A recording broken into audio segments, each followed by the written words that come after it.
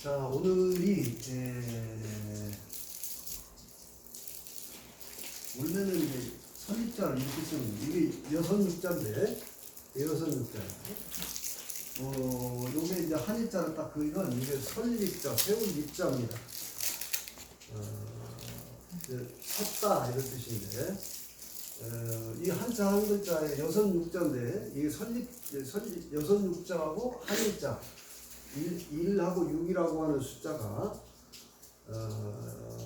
동양의 역학에서는 이게 이제 태극이라고 하는 숫자가 숫자는 원래 1에서부터 5까지밖에 없어요. 이걸 이제 생수라고 하는 거예요. 생겨나는 수다. 근데 오행이라는 게 손가락 5개가 있는 이유가 만물은 이 5원소에 의해서 생장 소멸하고 있는 거예요.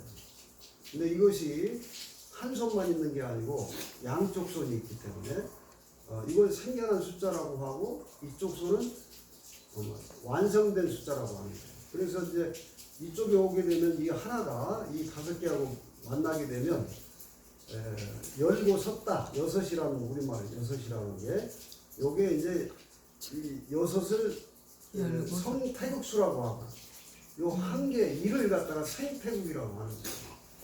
그러니까 이제 이 1과 6이라고 하는 숫자는 만물이 딱 바로 서는데 반드시 필요한 이제 상징적 수를 가지고 있는데, 자, 우리도 한 인간도 본래는 하나예요. 한 인간의 존재는 통으로 하나인데 그 작용이 그 하나의 작용이 6갈래로 드러난다. 누차 얘기했죠. 6갈래로 드러나요. 그것이 이제 우리 몸에 붙어 있는 감각기관이라고 하는 것이 6개로 드러나는 거예요. 이게 이제 얼굴에 오간이 있고 몸 전체에 촉각이라고 하는 게 있어요. 촉각. 시각, 청각, 후각, 그 다음에 혀로 맛보는 미각. 그러면 이제 4개죠. 그 다음에 촉각, 이제 5개에다가 생각이라는 게 있어요. 의식을. 그걸 5개의 감각기관을 총합해가지고 생각이 일어나는 거예요. 그래서 우리 몸에 6개의 작용력이 이게 뭐냐면, 나는 이제 동양에서는 한 인간을 소우주로 보는 겁니다. 이게 소우주인데, 우리 조상들은 어려운 말이 아니라 하나의 점을 찍어줬다는 거예요. 점지해줬다. 삼신 할머니가 생명을 점지해줬다. 이게 한 점이 나예요. 우주에서. 근데 이걸 소우주라고 하고, 이거를 이제 대우주라고 하는 거예요. 대우주. 이걸 이 동그라미 하나를 딱 그려놓은 것이 이제 불교에서는 이걸 일원상이라고 하는 거예요. 일원상. 이게 이제 요게 아주 굉장히 이제 상징적인 자기를 깨닫는 상징적인 도형인데, 이거 우주 전체를 한 동그라미 하나로밖에 표현할 길이 없으니까 동그라미 하나로 그려놓은 건데, 이 전체의 이 동그라미는 우리 숫자 속에 0으로 나와 있어요. 우리 숫자에 0이 있죠? 0. 0은 영원히 0이야. 뭘 다 곱해도 0, 곱하면 다 0이죠. 그러니까 또는 이제 우리 말로는 공이라고 하는 거예요. 0, 공 그러잖아요. 이게 이제 보이지 않는, 불교에서 이걸 공이라고 하는 거예요. 공. 근데 요거는 이제 하나의 나라고 하는 개체의 이 몸을 가지고 있는 개체의 부분의 나예요. 부분의 나. 이게 이제 소우주의 나인데, 요게 이제 그러니까 이 전체 속에 다 포함되어 있는 거예요. 근데 우리는 지금 공부를 하러 지구에 왔는데, 공부하러 간 거예요. 자, 공부도 이렇게 씁니다. 자, 천, 이게 하늘이, 여기 이 숫자 1이 하늘이라는 뜻이 있어요. 이 2개는 땅이라는 뜻이고, 여기 이걸 꿰뚫어 서서 있는 거예요. 뚫을 꼴자예요, 이게. 이게 장인공이라고 한자는 말하는데 쟁이라고 하는 우리말의 장인이란 뜻인데 천지의 이치를 뚫고 있는 글자입니다. 이게 천지의 이치에 통달한 사람을 쟁이라고 하는 거예요. 그리고 그걸 위해서 계속 힘을 쓰고 있는 사람이 이게 이제 공자예요. 그 다음에 요게 또 역시 하늘, 땅, 사람인데 이게 이제 하늘도 하늘이고 땅도 하늘이고 사람도 하늘이라는 뜻이 이제 하늘천자인데 요 이치를 뚫어서 이렇게 올린 사람이에요. 이 하늘과 땅과 사람의 이치, 사람의 존재의 이치를 뚫은 사람이라고. 요게 이제 사내부자라고 우리는 배우고 있는데 요게 깨달은 사람을 상징하는 글자예요. 깨달은 존재의 근본, 자기 존재의 실상과 비밀을 깨달은 사람을 공부라고 하는 거예요. 그 사례고 요 글자예요. 그래서 우리는 요거 하러 지금 왔어요. 이거 하러 왔어. 한 생애가 내 지구에 온 목적이 인간은 자기의 존재의 본질에 눈을 뜨고자 그런 공부를 하러 여기 온 거예요. 근데 우리는 부모, 엄마 자궁에서 태어난 그 순간부터 그때까지는 이 의식이 그대로 우리 유전정보에 그대로 있었는데 말을 배우면서부터 언어의 세계, 언어를 배우면서부터 이 지구에 있는 지구의 법을 배우기 시작합니다. 지구에 땅의 법칙이 있어요. 우리 이걸 속계라고 하는 땅의 어둠의 법칙을 몸을 지니고 살아가기 위해서 여기 세상의 법칙을 배우는데 그걸 말로 배우는 거예요. 말로 배우기 시작하면서부터 이 본래의 목적을 깡그리 까먹어 버린 거예요. 자, 그래서 이제 어느 순간 우리 오늘 우리 처음 오신 이런 분들처럼 어떤 자기 잠재 무의식에서 끝없는 존재의 물음을 다시 끄집어 올린 자들이 있습니다. 우리는 순간순간 도대체 자기 존재가 내가 누구냐고 하는 존재의 비밀에 대한 의문을 끝없이 갖게 되는데 그걸 애써 묵살해버리고 퇴화시켜버려요. 그리고 이 세상에 내가 원래 가지고 있었던 카르마라고 하는 겁니다. 카르마. 그게 뭐냐면 업력이라고 하는 건데 업은 이건 이제 카르마라고도 하죠. 이게 이번 생만 생긴 게 아니야. 나의 존재의 씨앗이 혼이라고 하는 건데 이것이 육신을 벗고서 우주를 계속 유영을 하다가 이 지구에 도착을 한 거예요. 나의 씨앗이. 그래서 이것이 작업생이라고 이제 불교에서는 작업생에 걸쳐가지고 나라고 하는 존재의 업력이 있다는 거예요.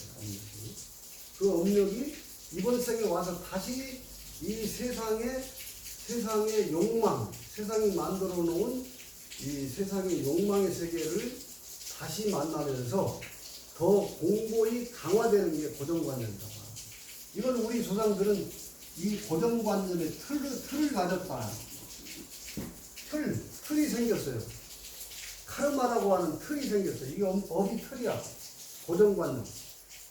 내가 옳다 그러다 시비 분별해서 내가 맞다고 생각하는 것이 그게 내가 맞지만 상대가 다 맞는 게 아니에요. 나는 맞는데 상대는 전혀 안 맞아. 그렇게 생각하고 있지 않아요. 이 틀이 생기는 거예요. 이걸 갖다가 우리 조상들은 틀렸다 그런 거예요. 틀리다. 말이 틀. 고정관념이라고 하는 거예요. 이게 틀. 이게 언어로 생기는 이미지의 틀입니다. 자, 이 틀 속에 갇혀가지고 우선 내 몸의 틀에 갇히고 내 생각의 틀에 갇혀가지고 계속 헤매고 있는 거예요. 자, 여기서 어느 순간 자기 존재를 알고자 하는 본질의 실상을 깨닫고자 하는 그 욕구가 완전히 죽질 않아가지고 살다가 어느 순간 다시 튀어나오면 이때 이것을 다 붙잡고 세상이 다 넓은 문으로 가고 있는데, 넓은 문으로, 욕망이라고 하는 넓은 문으로 모두가 정처 없이 가고 있어요. 왜 가는지도 분명하게 몰라. 그 업이라고 하는 것이 5가지 욕망이라고 우리 조상들은 얘기했는데 5욕 7정이라고 하는 거예요. 욕망이 저는 이제 이 업이 사주가 업이라고 보고 있기 때문에 사주에서 말하는 5개의 욕망이 세상의 욕망이랑 크게 다를 바가 없는데, 그것이 뭐냐면 1차적으로 식욕, 또 생육 번식하려고 하는 성욕, 제일 지독한 카르마가 뭐냐면은 부귀예요. 돈, 권세. 이게 인류의 카르마예요. 인류의 카르마고, 모두가 부귀의 카르마가 깊이 있는 거예요. 그런데 개인마다 또 그게 더 강화된 사람이 있어요. 그걸 이제 같이 살아보면 또 알 수가 있는데, 돈이라고 하는 것이 특히 이제 그 인류의 카르마에 의해서 오늘날 우리 시대가 자본주의라고 하는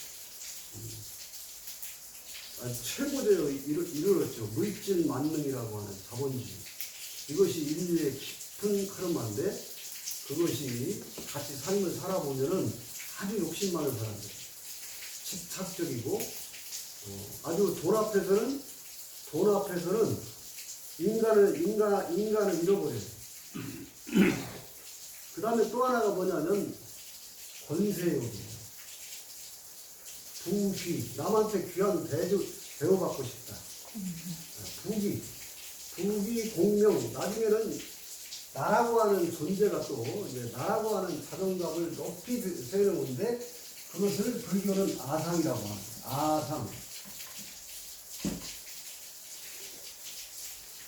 나라고 하는 강력한 카르마가, 그래서 오로지 이기적 나뿐이라고 하는 이 깊은 나상의 카르마가 깊게 있는 겁니다.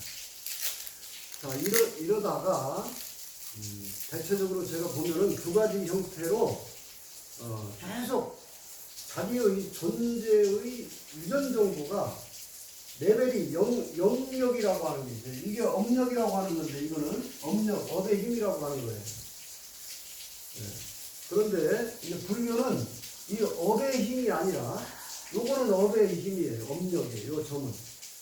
그런데 불교는 이 원이 가지고 있는 원력이 있다는 거예요. 원력. 이걸 중국어 원자를 써요. 원력. 이게 부처님의 가피라고 하는 것이 원력이에요. 그런데 여러분 지금 이렇게 이 자리에 앉아서 이런 얘기라도 듣고 있는 것은 여러분 잠재 무의식의 유전 정보에 이 원력이 아직 죽지 않은 거예요. 자, 예수는 이런 자들이 좁은 문으로 가라는 거예요. 이걸 찾고 싶으면 좁은 문. 세상에 모두가 쫓아가는 넓은 문으로 가서는 이걸 찾을 수가 없어. 여기는 계속 업력만 강화되는 거죠. 근데 이제 자기의 존재의 이 공부로 통하기 위해서는 자기의 존재의 이 이원상이라고 하는 원력을 찾아가라, 이런 뜻입니다. 자, 며칠 있으면 부처님 오신 날이에요. 여러분, 부처님 오신 날이 며칠 있습니다. 여러분 보세요. 지금 이런 표시를 그림을 하나 그려놨는데, 원래 2500년 전에 인도에 온 그분은 여러분처럼 똑같이 이름이 있었는데 이름이 시다르타였어요. 부모가 지어준 이름이 시다르타예요. 그런데 이 존재의 내가 그 인간이 왜 이렇게 왕세자였는데 왕세자 부귀를 다 가질 수 있는 조건이 이미 다 갖춰져 있는 금수저예요. 그런데 총명한 사람이기 때문에 세상을 나가서 성장하면서 보니까 자기 아버지부터도 왕인데도 불구하고 세상에 부와 권력을 다 가졌는데 병들어 늙어서 죽어가는 것이 보이는 거예요. 왜 이렇게 인간은 덧없이 생로병사해야 되는가 하는 그 의문의 화두가 갈린 거예요. 그걸 눈치를 채고 왕세자의 이 시다르타의 아버지가 눈치를 채고 자꾸 아들이 이상한 생각이나 하고 그러니까 억지로 결혼까지 시켜서 자식까지 처자를 거느리게 만들었는데 그래도 이 강력한 자기 공부의 의무를 떨치지 못하고 출가합니다. 이 답을 얻기까지는 내가 돌아오지 않는다. 출가를 해서 6년 보행을 통해서 여러분 이 공부는요 머리로 하는 공부가 아니에요. 생각으로 하는 공부가 아닙니다. 이걸 여기서 배워서 하는 게 아니라 이 의문을 통해서 내 존재가 도대체 뭐냐 이 말이에요. 여러분 지금 여러분 몸 하나 믿고 이 몸이 얼마나 보잘것없는 것이고 여러분 생각의 욕망은 채우면 채울수록 가래에 시달리게 되어 있어요. 채우면 더 깊은 가래가 오고 그 빛과 그림자에 대해서 그래서 열등감에 시달리고 결핍증에 시달리게 되어 있어요. 인간이. 여기서 자기의 존재에 눈을 뜬 거예요. 이걸 이제 견성했다 이렇게 말하는데 그래서 이제 깨달았어요. 통한 거예요. 그러니까 여러분들이 지금 집요하게 이 문을 두드려야 돼요. 예수는 두드려라. 그러면 열릴 것이다. 하는 것이 이거예요. 뭘 두드립니까? 지금 내 존재가 무엇인가에 대한 끝없는 의문의 문을 두드리는 거예요.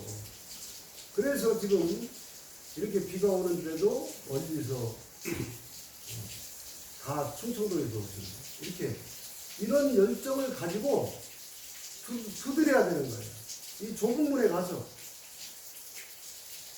그래서 2500년 전에 시다르타는 그걸 깨달았습니다. 각고의 고행 끝에 깨닫고 자기 존재의 비밀을 깨달았는데 그 깨달은 그것을 이게 사람을 부르는 인칭이 아니에요. 깨달음의 경지를 붓다라고 하는 거예요. 부처가 깨달음의 경지야. 이 이론상이 이게 부처예요. 이게 형상도 없는 이것이 부처야. 이걸 깨닫고 천상천하 유와 오직 하나 독존 홀로 존재한다. 이걸 기독교에서 말하는 하나님이 바로 이거예요. 하나라는 거예요. 깨닫고 보니까 전체가 나밖에 없는 거예요. 여러분이 지금 이 큰 공부를 우주가 다 나야. 이걸 이제 그러니까 부처가 깨닫고 보니까 붓다는 항상 이렇게 있었어요. 오고 간 적이 없어요. 무슨 부처님이 오신 날, 부처님이 깨달은 날을 4월 초파일이라고 하는데 부처님이 깨닫고 보니까 그게 오고 간 게 없어. 본래 이렇게 항상 완전하게 있었어요. 완전하게 있었습니다. 그 품 안에서 나는 지금 완전하게 본래 내가 있는 거야. 이 작은 나는 늘 모자라고 결핍에 시달리고 그런 이 작은 나는 본래 그렇게 생겨 먹었어요. 오욕칠정으로 욕망으로 꽉 길들여져서 그렇게 요건 카르마를 못 벗어나고 있는 겁니다. 근데 본래 나는 온 적도 없고 간 적도 없고 2500년 전에 부처가 석가모니 부처님이 깨달은 존재의 본질은 늘 이렇게 있었어요. 지금 나의 붓다도 늘 이렇게 있는 거라고. 이걸 여러분들이 지금 고정관념을 부수고 이걸 깨고 닿았다. 이게 깨달음이에요. 통하는 거예요. 그 어디 멀리 있는 게 아니고 이 거대한 대생명력이라고 하는 이것이 없이는 나는 단 1초도 머물 수가 없어요. 그래서 지금 죽은 자와 산 자하고 다른 게 딱 이거밖에 없다고요. 죽은 자는 이 육신하고 개체의 나라고 하는 존재, 이거 본래 없었던 거예요. 어느 날 생겨난 거야. 몇 년, 몇 월, 며칠, 몇 시에 생겨나요. 이건 생겨났기 때문에 현상이라고 하는 거예요. 이 현상은 반드시 멸하게 돼 있어요. 100년, 겨우 100년 살다 가는 거예요. 이건. 이 부귀 공명을 쫓는 욕망의 이 화신은 그냥 이 대우주의 대생명력이 이 세상을 통해서 전체는 자기의 존재의 본질을 깨어나서 깨닫는 거고, 이 깨닫는 걸 도라고 하는 거예요. 자, 여기 눈이 하나, 외눈이 있어요. 눈. 여기서 빛이 하나 탁 솟기 시작해. 어둠의 땅 속에서, 이게 땅이야. 어둠의 땅 속에서 외눈이, 이 외눈, 눈. 육안의 눈이 아니에요. 신봉사가 말하는 심안의 눈이 빛이 착 솟기 시작하는 거예요. 그래서 여기서 다시 두 개의 싹이 솟아. 이게 머리 숫자라고 하는 거예요. 깨어난 자예요. 깨어난 자. 여기 대우주가 내 존재의 나라고 하는 눈을 뜬 자의 상형을 문자 이렇게 그린 거예요. 그걸 위해서 쉬엄쉬엄 가는 거예요. 이게 쉬엄쉬엄 갈 착자인데 쉬엄쉬엄 무소의 뿔처럼 요걸 이루기 위해서 계속 가는 게 도라고 하는 거예요. 길을 찾는 거예요. 길을 찾고서 이제 일단 길을 찾고 그 다음에 뭘 하느냐, 그 다음에 이것이 지금 우리가 인사했죠. 처음에 애라고 하는 게 우리 조상들은 이걸 사랑이라고 한 거예요. 마음식. 응? 거꾸로. 이렇게 해도 돼요. 이것도 애자예요. 사랑이죠. 예. 자, 이걸 지금 이 원력, 이 대생명의 나를 예수는 사랑이라고 했고, 또 부처님은 이걸 자비라고 합니다. 사랑자자에 슬플 빛자를 쓰는데 안타깝다 이거예요. 눈을 못 뜬 자를 보면 이미 그 속에서 알아도 이렇게 살고 있고 몰라도 지금 사랑의 대생명력 안에서 이렇게 존재하고 있는데 완전하게 존재하고 있어요. 완전하게 존재하고 있는 사람이 사는 고을을 전주라고 하는 거예요. 온전한 고을. 여기 후천 개백의 성지이기 때문에 후천시대는 우리 역사에서 선천과 후천으로 딱 갈리는데 동학을 통해서 우리 역사는 선천, 후천으로 딱 나눠진 거예요. 그게 무슨 신비도 아니고, 아니 봄, 여름이 지나고 나면 가을에 열매를 거두는 시대가 오게 돼 있는 겁니다. 그 시기를 후천이라고 봤는데, 인간의 열매를, 여러분 인간의 열매가요, 우리나라가 왜 김씨가 많은 줄 아세요? 이게 열매이기 때문에 그래요. 오행상 이게 열매야. 이게 여기는 목이라고 하는 것은 이게 목은 이씨들이 이게 여기가 잔데 순데 요 이씨들이 이렇게 돼. 이 목을 상징하는 글씨예요. 이건 봄이라고. 에? 봄. 그 다음에 여기 이제 뭐 또 화를 상징하는 이건 여름이잖아요. 화를 상징하는 성씨들이 또 있어. 대표적으로 황제 중에서 염제 신농씨 같은 사람이 염제, 불의 화덕을 상징하는 사막 오제 중에 한 사람인데, 여러분 지금 요건 가을이고 여긴 겨울이잖아요. 오행이라는 게 별게 아니잖아요. 이게 무슨 완벽한 논리예요. 과학이고. 그리고 우리 조상들은 오로지 여기가 김씨, 열매라는 거 아니에요. 그래서 이 지역을 전라도는 원래 서쪽이기 때문에 전라도를 금이라고 하는 거고, 화는 경상도고, 그래서 저 경상도가 이 급하고 열정적인 사람들이 많아요. 부산은 말도 세고 화기가 있어서. 응? 여기 목은 강원도. 이번에 대선 보세요. 목화가 다 붉은색으로, 강원도, 경상도가 붉은색으로 대부분 갔죠? 여기 금은 전라도 지형상으로 서쪽이죠. 서쪽. 그러니까 여기가 지역이 이제 그런 곳입니다. 원래는 정읍에서부터 출발하는데 정읍도 우물정자가 깊은 거예요. 이게 항상 아무리 파래도 우물은 항상 그대로 있는데, 이게 우물정자가 이게 십자가가 열십자가 4개 있는 거예요. 있는 것처럼. 고무릎자를 써서 거기서 동학이 일어납니다. 정읍에서. 그리고 전주성에서 충청도까지 밀고 올라가다가 공주 우금치에서 일본 관군과 일본에 의해서 그 죽창을 들고 싸우다가 총 앞에서 다 20만이 죽어나갔어요. 그러면서 그들이 불렀던 구호가 뭐냐면 후천개벽이라는 거예요. 그걸 뭘 말하느냐 이거예요.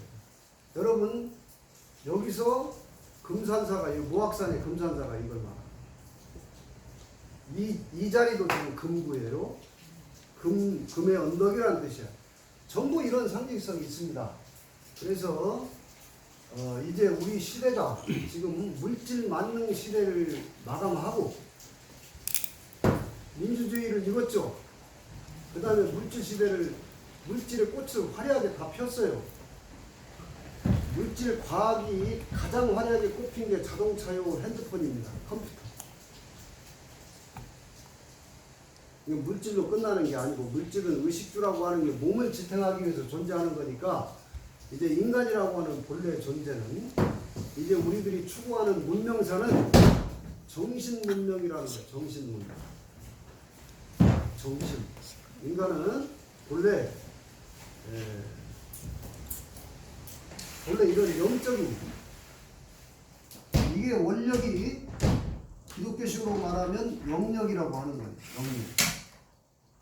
그거 안 해도 그러니까 제가 볼 때는 여러분 지금 선천의, 소위 말하는 선천의 모든 종교는 각자의 방향을 제시했는데 너무 우리가 혼란스러웠습니다.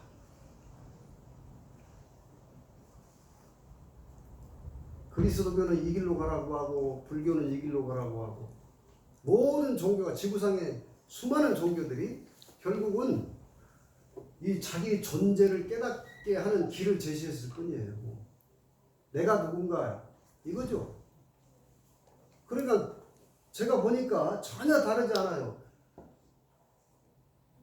석가모니께서 깨달은 이 전체은하, 천상천하 유아 독존 오직 하나라는 거 아니에요.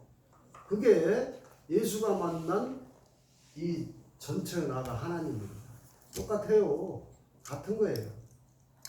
예수가 깨달은 only son, only one, 하나님이나 석가모니가 깨달았던 천상천하 유아 독존이랑 같은 거라고요.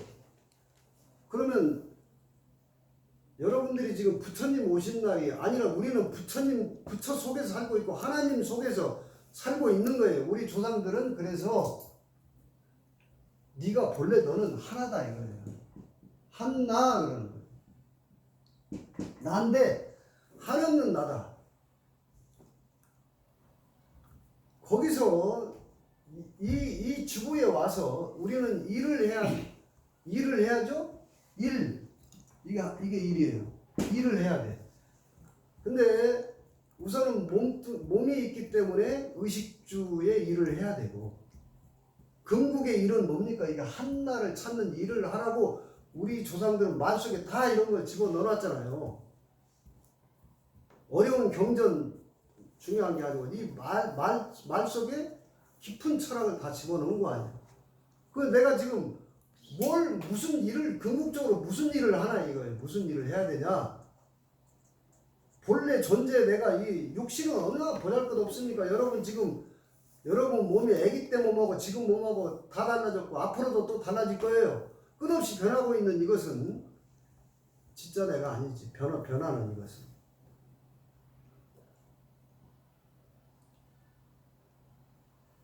그래서 우리는 언젠가는 돌아가시는 거예요. 돌아가셨다 본래 존재로 돌아가는데 살아서 돌아가라 이거예요.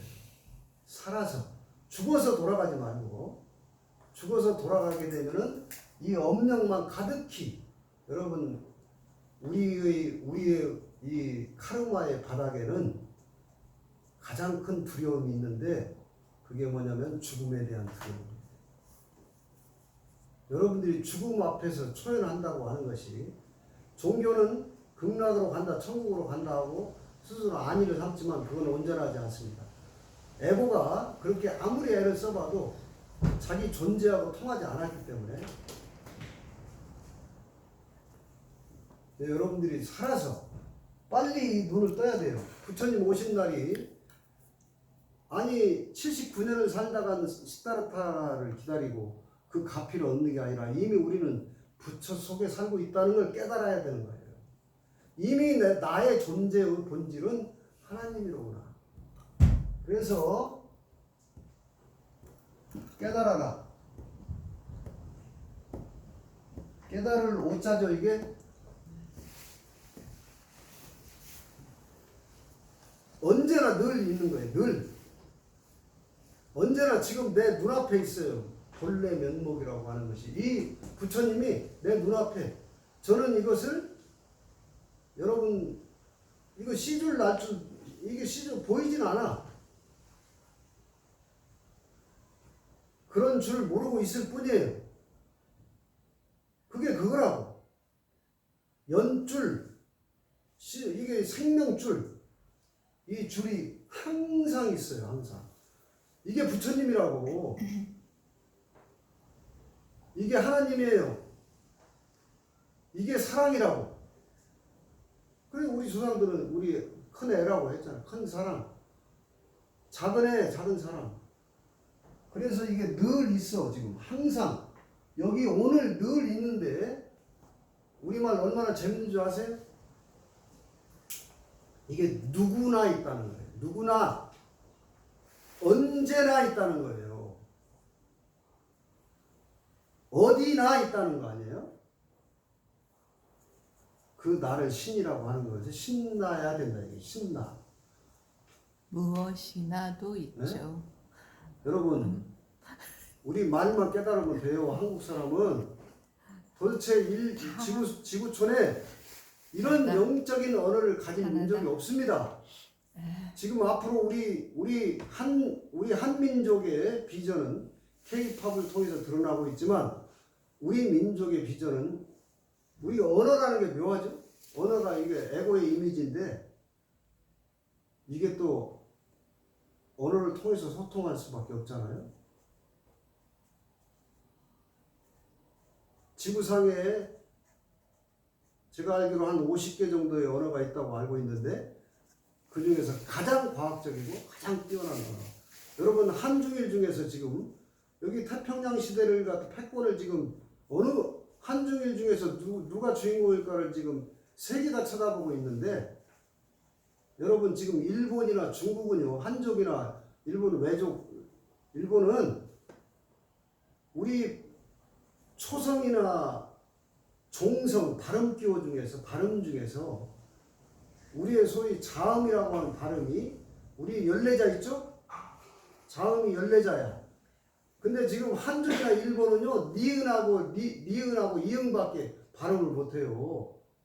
니은하고 니은하고 이응 기껏 3개 정도밖에 발음이 안 돼. 그래서 앞으로 AI, 이 SNS, 이 핸드폰 문자 치는 속도가 그들이 따라올 수가 없습니다. 그렇지. 지치지도 않아. 그래서 실제로 아주 앞서가는 그 나라의 그족 속의 지식인들은 지금 대국이라고 하는 중화인민공화국이라고 하는 헤게모니라고 해요. 중국이 지금 중화제일주의를 주장하고 있어요. 지구의 중심이라 이거 지네가. 에? 그래서 55개 소수민족을 흐트러지지 않게 하려고 단일대우를 이루려고 발버둥을 치고 있고 사회주의를 가지고 겉으로는 자유시장경제 그런 체제는 철저하게 사회주의를 가져가고 있는데 그 헤게모니가 뭐냐면 중화제일주의예요. 그런데 그 민족 중국의 한족도 지식인들은 뛰어난 지식인들은 그들의 발음 기호를 영어로 채택한 것에 대해서 아주 치명타를 입었다고 생각한답니다. 이걸 한글로 했어야 됩니다. 자, 이 시대의 의식이 지금 어디를 가고 있는가? 현상계는 마치 1년 4계절이 있듯이 이 지구촌도 계속 성장하고 있습니다. 돈 하는 시대는 막바지에 이르렀습니다. 특히 우리 한민족은 이제 먹고 사는 문제에 대해서 경제 민주화만 좀 되면은 그래서 정치가 이게 중앙토예요. 정치인들이 중간에서 사거리 신호등이 정치예요. 이 신호등이 고장난 거예요 지금 우리 사회에. 요게 비위장입니다. 비위장이 지금 고장난 거예요 우리 사회. 그래서 지금 희한하게도 안에서는 겉으로는 화려한 이 나라가 이게 참 한민족은 분석하기 어려워요 지금. 그 시대에 살고 있는데 그 변곡점에서 우리가 지금 정신 바짝 차리고 지금 내가 중요하죠. 여러분이 이 한 점이 여기 부분에 나가 또 중요해요. 이게 없으면 이 전체의 나도 경험할 수가 없어요. 이 존재의 나가 이걸 성경은 알파요 오메가라고 하는 겁니다. 우리 천부경에서는 시종이 없다. 일시무시일, 일종무종일 이렇게 얘기해요.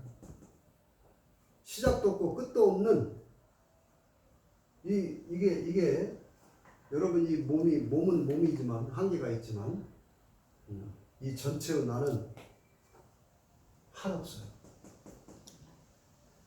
자, 여러분 석가모니 부처님이 오신 날이 따로 있는 게 아니라 언제나 우리는 하나님 속에서 석가모니 붓다 속에서 내 존재가 붓다예요. 내가 하나님이라는 걸 자각하면 끝납니다. 그렇게 깨어나시기를 바라면서 오늘 강의 마치겠습니다. 애쓰셨습니다. 됐었습니다.